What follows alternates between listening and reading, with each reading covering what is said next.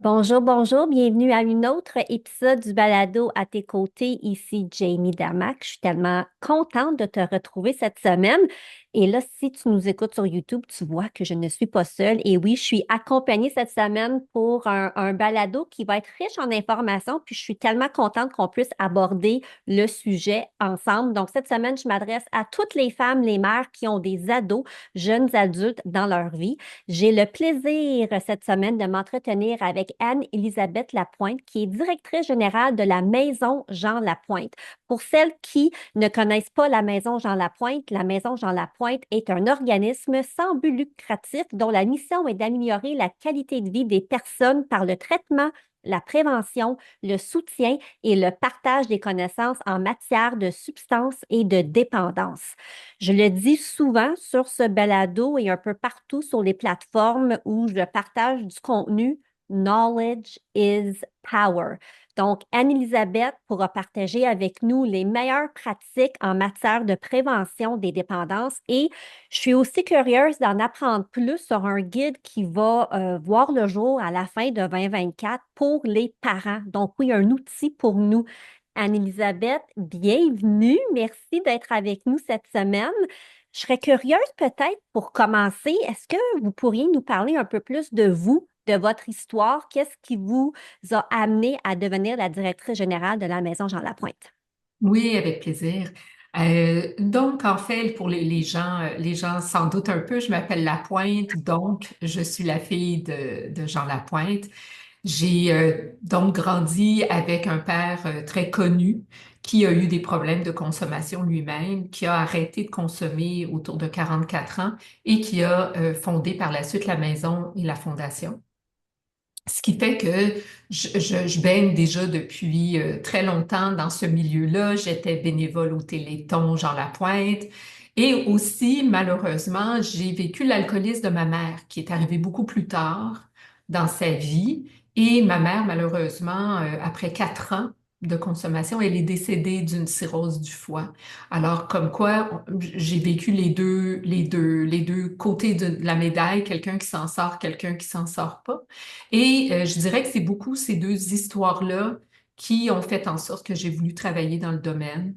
Ah oui. Euh, j'ai également voulu le plus possible venir en aide en même temps aux personnes qui souffrent de dépendance, à l'entourage d'une personne qui souffre d'une dépendance, puis aussi de me dire qu'est-ce qu'on peut faire avant, puis c'est-à-dire faire de la prévention. Alors, la Maison Jean Lapointe offre tous ces services-là. Et c'est pour ça que j'aime mon travail et j'aime particulièrement la mission qu'on s'est donnée. Vous l'avez dit d'entrée de jeu, vous avez parlé de notre mission et c'est également tout ça en fait. Alors c'est sûr que mon parcours personnel a fait en sorte que j'ai voulu aider les autres. Est-ce que vous pourrez peut-être même dire que votre parcours personnel est un peu devenu votre mission de vie, tu sais, personnelle, professionnelle? Ah oui, complètement, vraiment, complètement. Surtout parce que quand mon père était jeune, il était très impliqué dans les mouvements alcooliques anonymes, puis c'est toujours d'aider ton prochain, hein. C'est toujours aider quelqu'un qui souffre.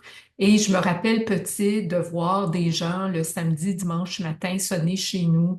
Ma mère me disait toujours, tu ouvres la porte, tu l'amènes dans le salon, je vais préparer un café, papa va descendre puis il va aller rencontrer la personne. Fait, je voyais des hommes principalement qui arrivaient à la maison, qui souffraient. Et je comprenais pas trop ce qui se passait. J'ai compris beaucoup plus tard qu'en fait, mon père, lui, aidait toujours, avait toujours la porte ouverte pour les gens qui souffraient. Et je m'en rappelle d'un particulièrement qui est devenu très proche de mon père et qui a fait partie de notre vie finalement aussi, qui lui aussi à son tour a décidé de s'impliquer comme intervenant dans le domaine. Donc, des belles histoires à travers tout ça. J'ai des frissons pendant que vous me racontiez cette histoire-là. Et donc, la Maison Jean Lapointe est une suite logique par ce qu'il faisait quand vous étiez jeune. Oui, vraiment. Et donc, pour moi, de reprendre le flambeau, je le fais avec beaucoup de fierté, avec beaucoup d'honneur et d'humilité. C'est pas moi qui ai parti ce mouvement-là, mais je m'assure que ce mouvement-là se poursuive. Et là, en tant que nouvelle génération qui est derrière cette mission, qu'est-ce que vous voyez pour la suite? C'est quoi votre vision à vous maintenant que vous avez repris le flambeau de cette mission si importante? Oui. Je pense que nous, à la Maison Jean Lapointe, une de nos forces, c'est vraiment d'être à l'affût des besoins de la population. Et c'est pour ça qu'on a beaucoup élargi dans les dernières années, parce qu'on voit la montée des réseaux sociaux, l'hyperconnectivité, l'impact que ça peut avoir chez nos jeunes, de la même façon qu'on voit qu'un jeune qui aide un autre jeune, ça a beaucoup de pouvoir. Alors, on a un programme animé par les jeunes pour les jeunes du secondaire. Alors, c'est sûr qu'on élargit. En ce moment, on a un gros problème d'itinérance et de consommation. On est pour parler avec le ministre Carman pour voir comment est-ce que nous, on peut aider. Donc, je pense que poursuivre la mission, c'est de continuer à tendre la main à tout individu qui, de près ou de loin, est touché par la consommation. Donc, votre clientèle n'est pas nécessairement les adultes ou les hommes. Maintenant, c'est malheureusement, on aimerait que ça n'existe pas, mais vous êtes vraiment en train de desservir toute la population. Absolument. Partout où se trouve la consommation dans la vie d'un individu tout au long de son parcours de vie, la maison a un programme adapté pour son âge. Alors, autant nos adolescents qu'on va rencontrer par dizaines de milliers par année dans les écoles secondaires du Québec, Wow. auprès de qui on parle d'alcool, les autres substances, le jeu, le gambling, les jeux de hasard et d'argent, l'hyperconnectivité, les réseaux sociaux. C'est sûr qu'on fait ça de la même façon que oui, maintenant, c'est pas juste un homme qui a un problème d'alcool à la maison Jean Lapointe. Hommes et femmes à partir de 18 ans, alcool, cannabis, autres substances, jeux, également, on les traite. Alors, effectivement. Quand vous avez parlé de programmes pour les jeunes dans les écoles secondaires, c'est venu m'interpeller parce que je n'étais pas au courant, là. Je vais être très, très, très honnête avec vous. Donc, quelqu'un qui écoute comme moi, qui travaille peut-être dans une école secondaire ou qui connaît une enseignante, comment peuvent-ils entrer en contact avec vous pour avoir de l'information sur ce que vous offrez justement pour nos jeunes au secondaire? Oui, en fait, il y a quelques années, le ministre Carman a décidé que ce qui était très important, c'était de faire de la prévention auprès de nos jeunes. Et il y a des sommes importantes injectées dans toutes les régions du Québec pour offrir des activités de prévention pour les adolescents et adolescentes. À ce moment-là, nous, évidemment, on fait partie des quelques organismes de prévention du Québec. Et à ce moment-là, on reçoit une enveloppe budgétaire qui nous permet d'offrir gratuitement toutes nos activités de prévention, comme tous les autres organismes en prévention au Québec. Et ce que ça signifie, c'est que si c'est pas la maison Jean Lapointe, mais il y a un autre organisme qui va probablement dans les autres écoles que nous, on couvre pas. Mais pour le savoir, on peut simplement nous envoyer un courriel ou nous téléphoner, puis ça va nous faire plaisir de voir si nous, on est déjà dans cette école-là, si on peut y aller, et si c'est pas nous, on va référer au bon organisme. Mais c'est merveilleux hein, de pouvoir avoir cette possibilité de venir en aide puis de venir directement là, rejoindre les jeunes par des activations puis des programmes, animations, ateliers dans les écoles. Je trouve ça merveilleux. Et là, en tant que mère de deux jeunes adultes, moi, mes enfants ont 19, 21 ans, j'aimerais ça qu'on puisse connaître, comprendre, tu sais, c'est quoi les meilleures pratiques en matière de prévention des dépendances chez nos jeunes. C'est qu'est-ce qu'on doit savoir en tant que parent pour qu'on puisse être au courant? Parce que, tu sais, je vais être ultra honnête, c'est parfois difficile de savoir ce qui se passe, tu sais, chez notre jeune. Tu sais, moi, j'en ai parlé avec des parents qui ont comme réalisé que leur jeune était en dépression une fois c'était bien avancé et j'imagine que c'est la même chose pour des dépendances ou autres. Alors, y a-tu des signes qu'on doit peut-être avoir en tête, tu sais, pour qu'on puisse être plus outillé puis informé pour être à l'affût d'une telle réalité chez nous? Parce que ça se Oui. passe chez nous. On aime toujours dire, ben non, c'est pas chez nous, ça n'arrivera pas chez nous, mais c'est quelque chose qui peut arriver dans n'importe quelle famille. Oui, absolument. Puis c'est une question qui est importante à se poser en tant que parent, effectivement. Puis, avec l'Internet, il y a tellement d'informations que parfois les informations sont pas nécessairement les meilleures. Alors, c'est où qu'on se tourne si on veut s'informer effectivement. Alors, c'est sûr que c'est pas une question facile non plus, mais c'est important comme parent. Ça veut dire que on sait que notre jeune, bon, au primaire, il est pas mal protégé au primaire. C'est quand même très jeune. C'est exceptionnel, un jeune qui va consommer au primaire. Mais arrivé au secondaire, donc vers 12, 13 ans, c'est sûr que là, on est dans la cour des grands. Ça veut dire on laisse le primaire où on était les plus vieux, on arrive au secondaire, on est les plus jeunes, et là, il va avoir beaucoup d'influence. Et à ce moment-là, c'est important, dès l'entrée au secondaire, d'avoir des activités de prévention comme celles que nous, on propose aux jeunes, ou en fait, une prévention qui a fait ses preuves, c'est la prévention qui ne juge pas, qui ne fait pas la morale, qui n'exagère pas. Donc, l'idée, c'est pas de faire peur aux jeunes, c'est pas de faire des menaces, mais de donner une information qui est juste pour qu'après ça, on puisse tout au long du secondaire développer le jugement critique de son jeune pour qu'il arrive à prendre les meilleures décisions. Mais en même temps, on le sait que nos jeunes, quand ils vont expérimenter, il y a bien des chances que nous, on soit pas là. Alors, qu'est-ce qu'on fait? Ben, c'est d'essayer d'ouvrir le dialogue le plus tôt possible avec son jeune sur le sujet et en étant ouvert d'esprit, surtout s'il n'a pas encore commencé à expérimenter, lui ne sera pas en position défensive, nous, on ne sera pas en réaction. Alors, c'est là qu'il faut commencer à discuter, mais de savoir aussi comme parent, elle est où, c'est quoi ma position? Qu'est-ce que j'en pense, moi, de la consommation d'alcool avant 18 ans? Qu'est-ce que j'en pense de la consommation de cannabis, le vapotage? Fait que déjà, il faut se faire chacun une tête, puis chaque parent est différent. Mhm. Peut-être que pour un parent, ça va être, ben, qu'ils prennent un peu d'alcool à la maison, c'est supervisé, c'est correct. Alors que pour d'autres, c'est, ben non, il n'y en est pas question, tu ne toucheras pas à l'alcool avant 18 ans.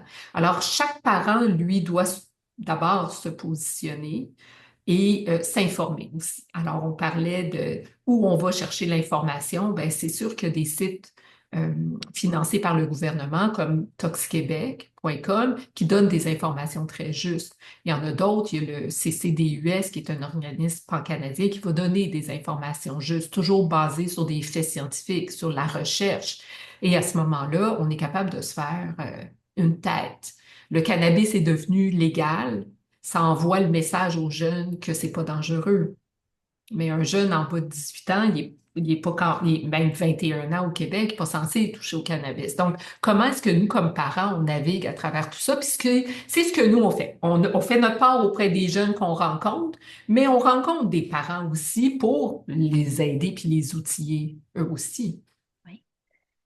C'est intéressant ce que vous dites, puis ça me fait penser, moi, quand ma fille elle a débuté son secondaire, elle a eu une allergie très grave aux arachides. Et quand j'ai contacté l'école pour leur demander, ben, c'est quoi votre protocole, comment ça fonctionne, puis eux de me répondre, mais il n'y en a pas.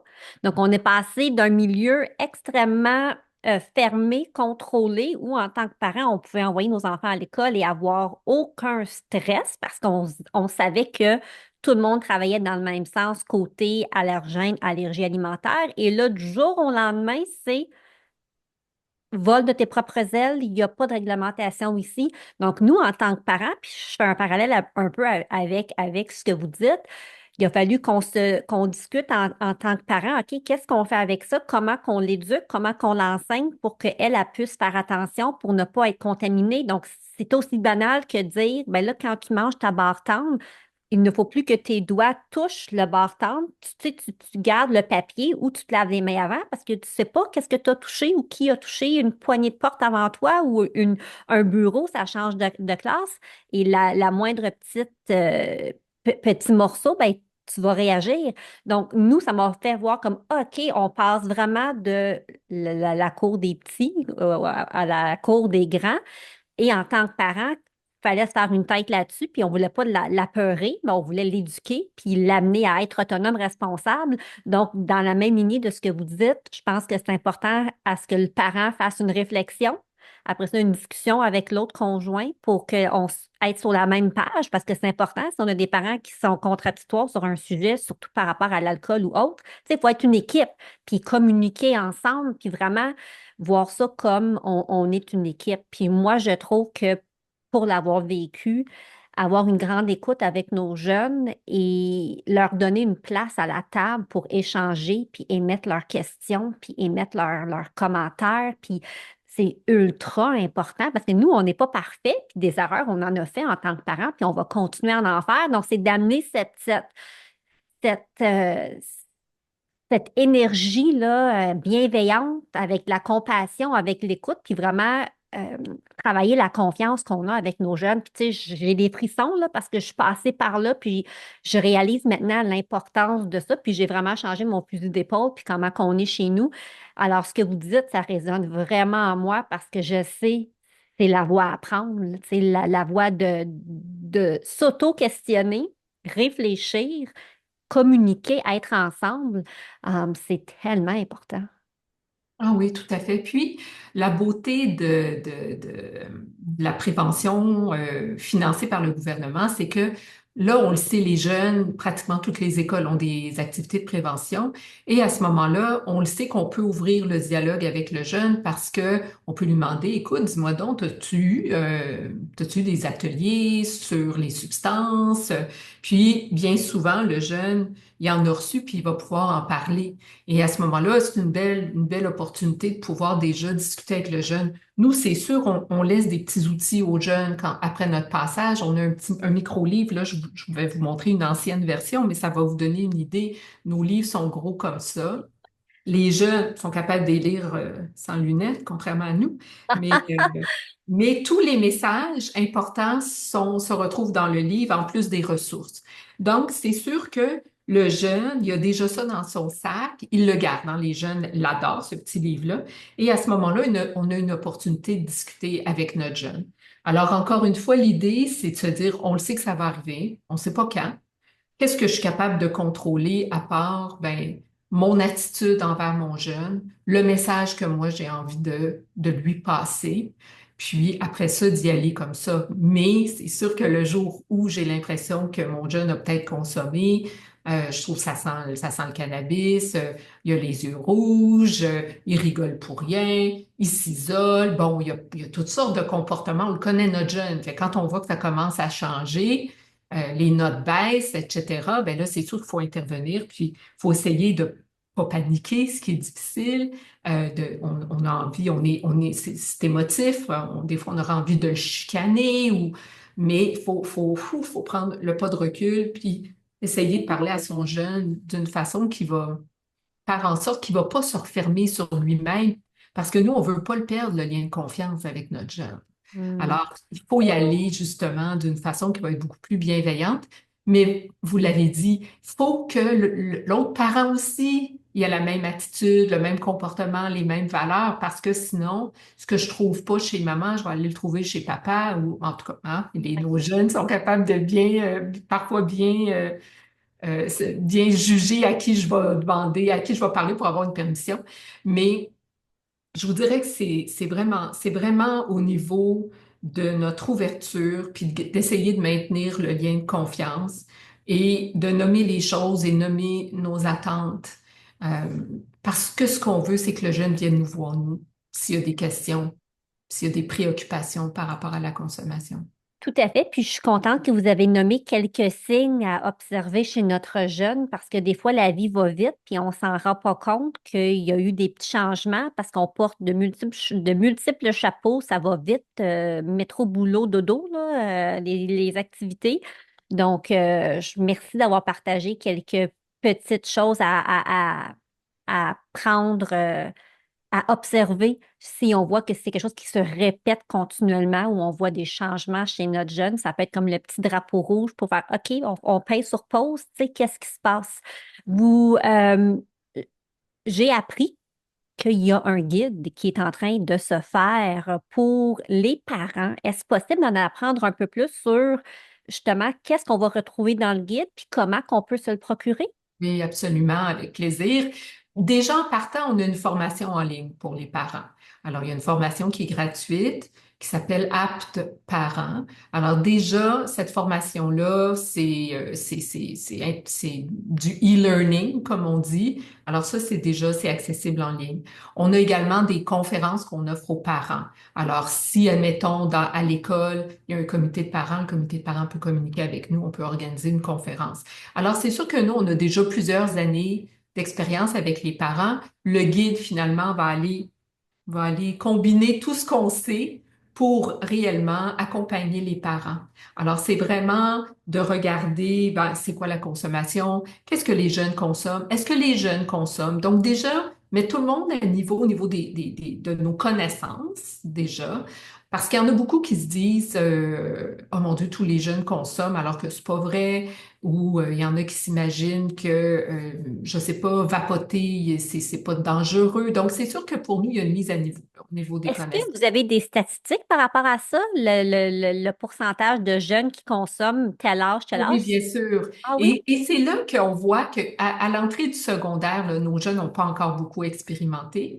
On voit dans les statistiques, à partir de la deuxième année du secondaire, l'expérimentation commence. Ah oui. Alcool, cannabis, vapotage, wax pen, boissons énergisantes aussi. Donc, c'est là qu'on voit là, que ça Quand commence. même.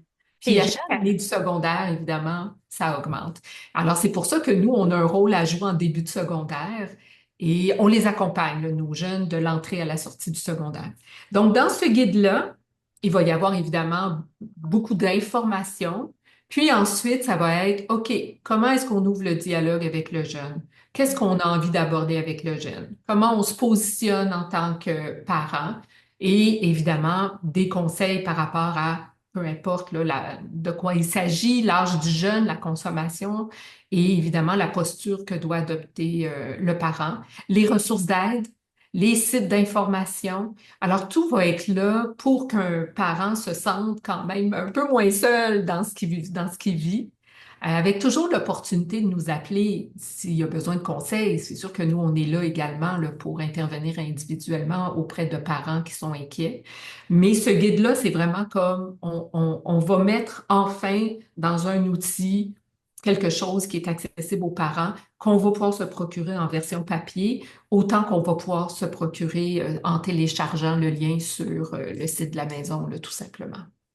Je trouve ça fabuleux. Puis vous avez dit quelque chose qui résonne fort en moi. En tant que parent, on se sent souvent seul dans des situations. Puis souvent, quand vient l'adolescence et la vie de jeune adulte, on est moins à l'aise de parler de nos difficultés ou de nos défis avec d'autres parents parce que du coup, en tant que parent, on se sent coupable.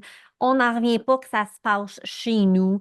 Il y a beaucoup d'énergie négative, là, de tabou entourant ça. Puis c'est pour ça que je voulais jaser avec vous cette semaine pour dire, ça se passe chez plusieurs familles. Ça veut absolument rien enlever de nos capacités parentales.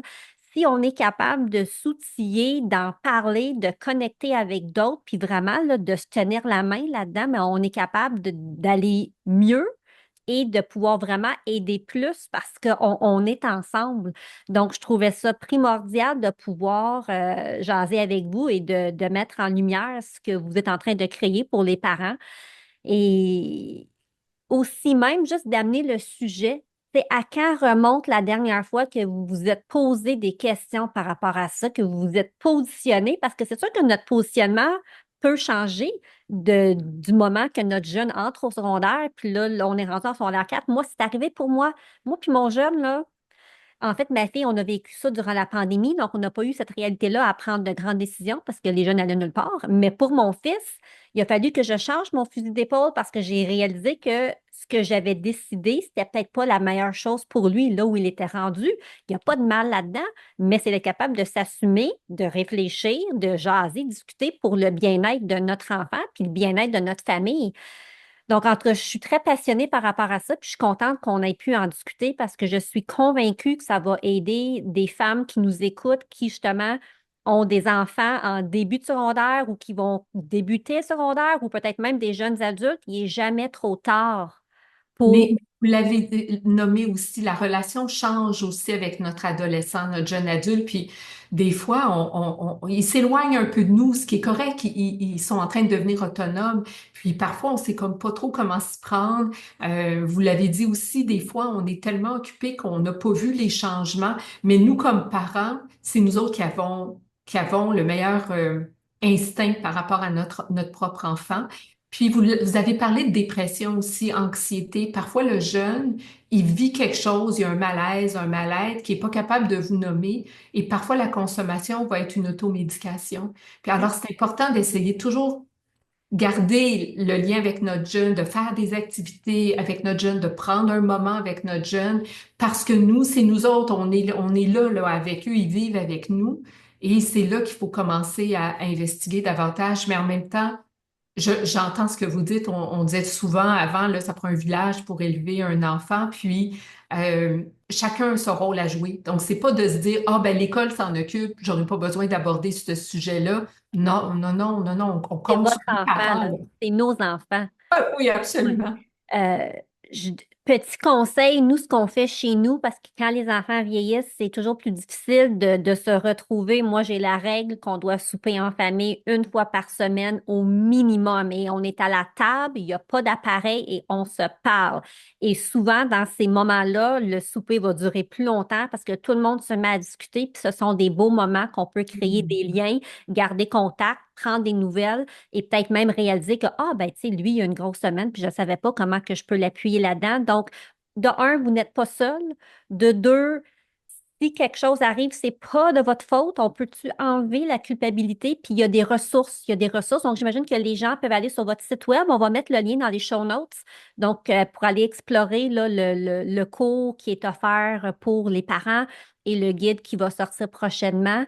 Est-ce que vous avez un petit mot de la fin à dire, Anne-Elisabeth?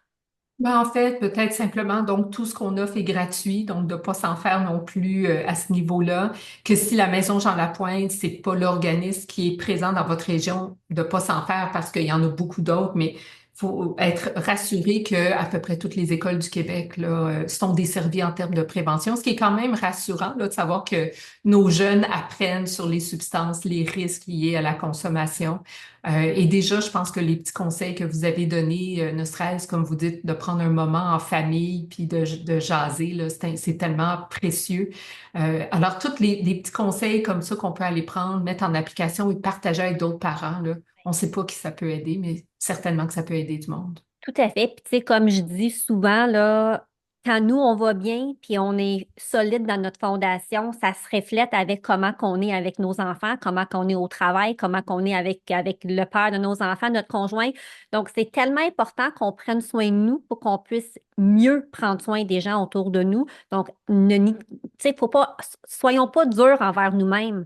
Donc, je veux juste finir avec ça parce qu'on est vite, on est bonnes les mères, hein, puis les femmes ah, pourquoi j'ai fait ci, j'aurais dû faire ça. Non.